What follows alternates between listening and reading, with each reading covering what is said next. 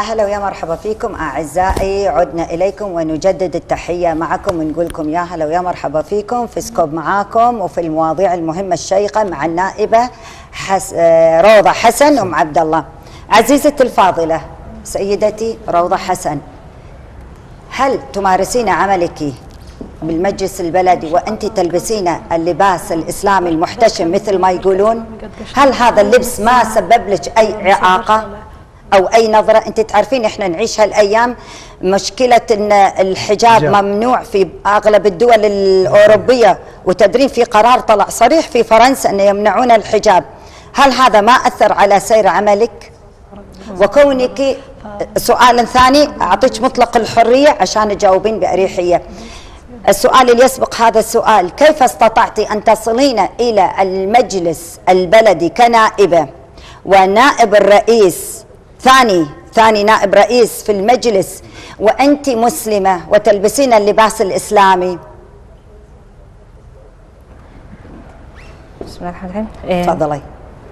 أنا لبسكيga aan xidhaa waa labiska muslimiinta, xijaabkayga aan xidhaa. maalintaas soo sharaxayna xijaabka nimiga kaarkay ku soo kale ayaan xidhaa. dadka finishkuna waxay aad iigu hambalyeeyeen maadaama aanan dhaqankaygii iyo diinteedii toona ka tagin.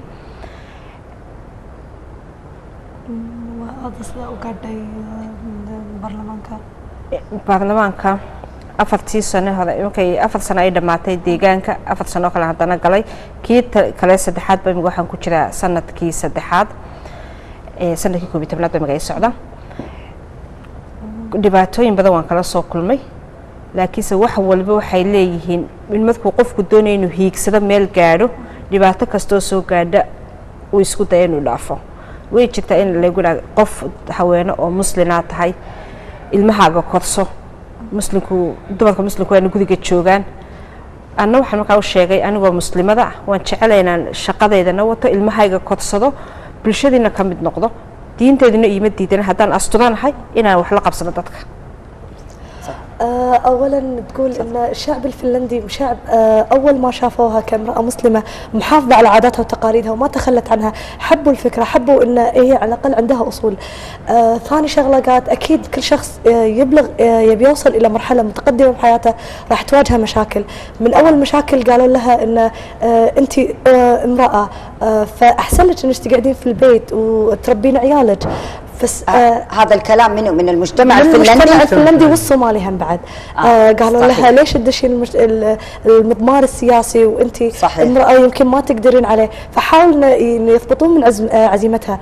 لكن هي الهدف اللي كانت حاطته ان انا ما ابي انفع بس عائلتي، انفع نفسي، انا ابي انفع المجتمع، ابي انفع المكان اللي انا عايشة فيه. فحولت الهدف مالها، الفكر مالها من منطلق شخصي صار الى مجتمع عام، ان انا ممكن بطريقه انسانيه ممكن انفعهم. سبحان الله ان بالصحه بالثقافه بالمراه المسلمه الجاليات ممكن تفيدهم وتقويهم في الجاليه هذه. صحيح. فاكيد كان حصل لها مشاكل، لكن على قولتهم الشخص اللي من ينظر الى السماء يصل الى المأذنه. صحيح. اولا يعطيها العافيه على هالجهود ومشكوره على اللي تسوي، بس دائما احنا عندنا مقوله نقول اهل البيت الاقربون اولى بالمعروف. هي مو كان يعني بالاولى لها حسب الظروف اللي تعيشها الصومال من حروب اهليه ومن حروب خارجيه، كانت لها حروب مع اثيوبيا وانتقلت هذه الحروب الى حروب اهليه داخليه، ان هي تقوم بهذا العمل الاجتماعي والانساني لاطفال الصومال، لسيدات المجتمع الصومالي، على نشر الوعي، على نشر الثقافة، على نشر محي الأمية، على نشر الوعي والتعليم. يعني ما حاولت أو إن هي بس خلت صب عملها الاجتماعي يكون في المجتمع الفنلندي بالنسبة للأقليات والجاليات العربية أو المسلمة اللي موجودة في فنلندا، أو إن العمل مترابط ما بين فنلندا والصومال. maya waan tagu kaliftata Finland waxaa maadaama Finland imiga degan tahay oo wadankaaga ka soo qaxday waa inaad muujisaa inaad dadkana maadaama magacii sharaftii Soomaalinimada wato, sharaftii muslimka wato, sharaftii ajaanibka kale oo dhan anoo ilaalinaya ayaan isku day inaan muujiyo inay qofka muslimka ama qof kasta oo yimaada inuu nolol gaarsiin karo oo bulshada ka mid noqon karo tan labaad ee inaan wadankii ku noqdo wax u qabto dhowr jeer bay finish ku yiraahdeen maxaad wadankii ugu noqon wadaad wadankaaga nabad uga dhalin weyti taan niyada waan ku hayaa waqti walba Soomaaliya fasax kasta oo samarka ah shaqooyinka waxaan qabtaa inaan volunteeriga waxaan sameeyaa wadankii baan ku noqdaa ama ha noqoto inaan tababar siiyo dadka dawladda ku jira barada dimuqraadinimada ama dhalinyarada nabadda waxay muhiimad leedahay sababaha igu kalifay xitaa inaan whole organization sameeyo waxa ka mid ahayd inaan si aan wadankii ugu tago oo dadka wax badan siyaasadda fiila lagu maamulayana inaan wadankii geeyo oo laga tanaasulo dagaalka iyo dhibka sababtoo dagaal wadan ba ku baabaa Soomaalideena adduunka maanta meel aan joogin ma laha waxa baabaayana waa ilmo Soomaaliyeed oo muslimiina iyo dad muslimiina